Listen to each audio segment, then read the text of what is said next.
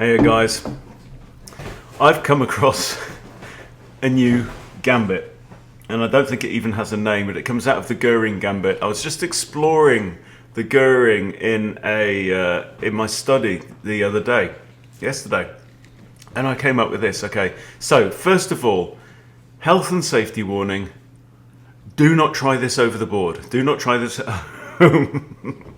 It is. I don't know how. I don't know.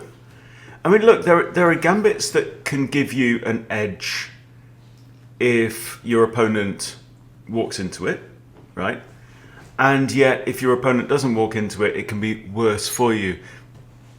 This is like that on steroids, as in the computer says you have already lost. Pack up your things, go home and cry. That's what the Stockfish says, right? But the reality, well, check this out. Okay, so the Guring Gambit comes out of the Scotch game. So we've got the white pieces, we play d4.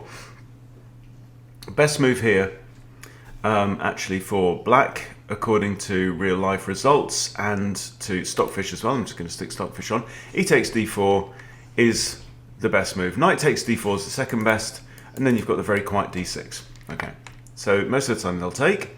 And the Guring Gambit then continues with pawn to c3. So notice this is very much like the Danish, with the exception that we've got these knights out.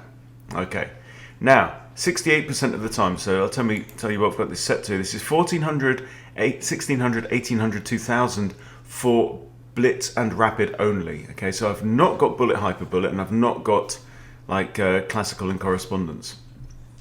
68% of the time they will just take the pawn. Now, in the Guring Gambit, you can go like full Guring, like the full Danish, bringing out your bishop, okay? And that's absolutely fine. You expect them to take the second pawn, and then you've got two bishops slicing through the board, okay? We know this very well, okay? You can also take with a knight, and white wins 57% of the time with that, 59% of the time with that. And the third most common move is b takes c3. And the next most common move is bishop to d3. And the next most common move is bishop to b5. And then, oh, sweet Jesus. Right down at the bottom, played 0% of the time. This has been played 2,700 times out of 1.3 million times. Is this the Carolina Reaper Gambit? I think we should call it. Queen b3. So this is like the Scotch bonnet gambit, okay? So the Scotch bonnet gambit is they take the second pawn and then you play queen b3. This is what I call the Scotch bonnet, and white does very well, 59% here.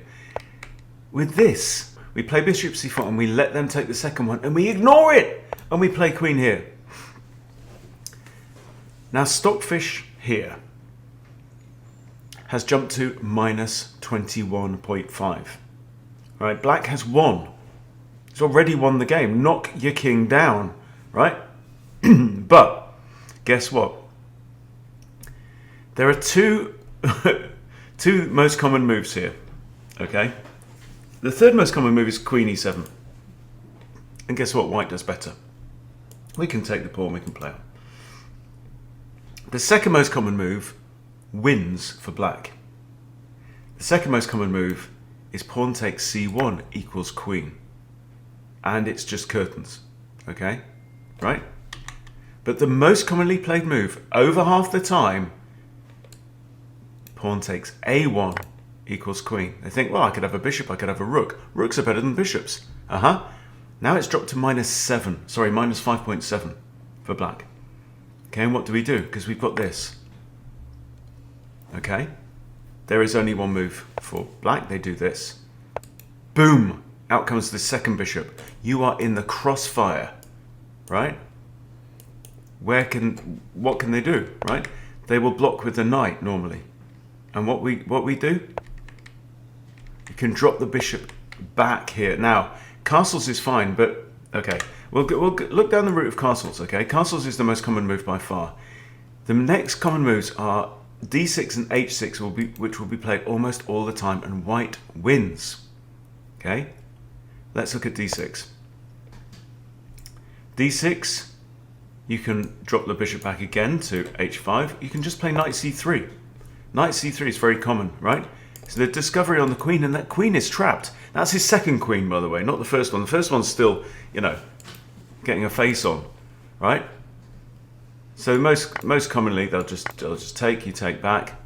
Then they'll normally push h6, and you can drop your bishop back here to g6, and they go, hang on, that's weird. And you go, not as weird as checkmate, son. How about that?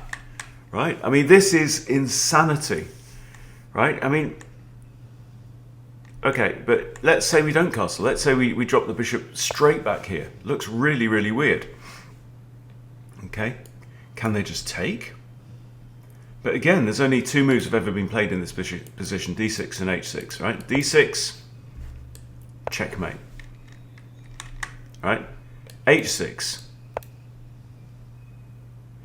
Then you've got queen f7, check. But they have this because they've not blocked it with the pawn. So king goes to here. You've got e5. No. Computer actually says here bishop f4 is preferable. King is then kicked out here. You can then just castle and look at the king right in the middle of the board. It's just horrible. So anyway, if you're an absolute nutter, if you're the kind of person who will like eat a Carolina Reaper chili as a bet, this may be one for you. But honestly, I can't even see myself rolling out this one. I mean, maybe 10-minute rapid, maybe 10-minute rapid. But I don't know. But ladies and gentlemen, for your entertainment, I present to you the Carolina Reaper Gambit. Hope you enjoyed it. See you soon.